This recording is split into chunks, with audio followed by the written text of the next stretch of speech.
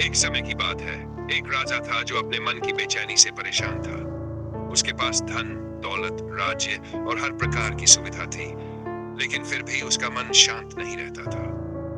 राजा ने कई पंडितों और विद्वानों से अपनी समस्या का हल पूछा, लेकिन कोई भी उसकी बेचैनी को दूर नहीं कर सका। एक दिन राजा के दरबार में एक बुद्धिमान व्यक्ति आया और उसने कहा, राजन, यदि आप अपने मन को शांत करना चाहते हैं तो बुद्ध भगवान के पास जाइए, वहीं आपके सवालों का जवाब मिलेगा। राजा को यह बात पसंद आई और उसने बुद्ध भगवान के पास जाने का निश्चय किया। राजा बुद्ध भगवान के पास पहुंचा और बोला, भगवान, मेरे पास सब कुछ है, लेकिन फिर भी मेरा मन शांत नहीं रहता। मैं हमेशा बेचैन और चिंतित रहता हूँ। कृपया मुझे इस समस्या का समाधान बताइए।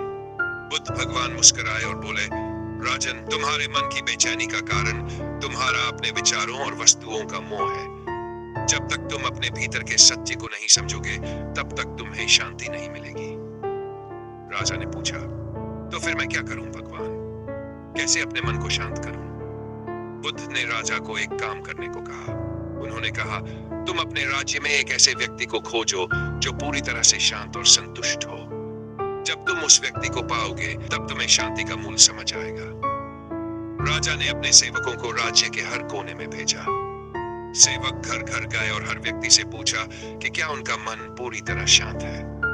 लेकिन राज्य के किसी भी व्यक्ति का मन पूरी तरह शांत नहीं था। हर कोई किसी न किसी समस्या या चिंता से ग्रस्त था। कुछ दिन बाद सेवक वापस आकर राजा से बोले, महाराज, पूरे राज्य में हमें एक भी ऐसा व्यक्ति नहीं मिला जो पूरी तरह से शांत और संतुष्ट हो। राजा ये सुनकर और भी चिंतित हो गया।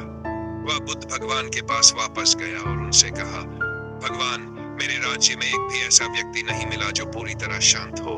क्या पूरे संसार में कोई भी ऐसा व्यक्ति नहीं है जो संतुष्ट और शांत हो? बुद्ध भगवान मुस्कुराए और बोले, राजन, तुमने जो प्रश्न पूछा उसका उत्तर तुम्हें मिल चुका है।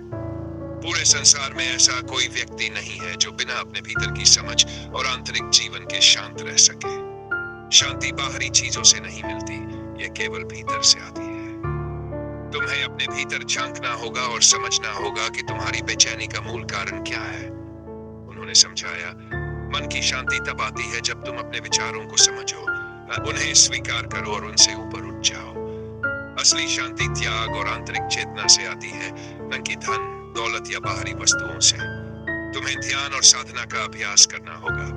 जब तुम ये सीख जाओगे, तभी तुम्हें शांति का अनुभव होगा। राजा ने बुद्ध भगवान की बातें समझी और उनके अनुसार चलने का संकल्प लिया। उसने ध्यान और साधना का अभ्यास शुरू किया। धीरे धीरे उसने अपने भीतर की शांति को पाया और समझा कि असली शांति वस्तुओं में नहीं, बल्कि अपने भीतर ही है। ये कहानी हमें ये सिखाती है कि मन की शांति बाहरी संसार में नहीं, बल्कि हमारे भीतर होती है। जब हम अपने विचारों को समझकर उनसे मुक्ति पाते हैं, तभी हम वास्तविकता में शांति का अनुभव करते हैं।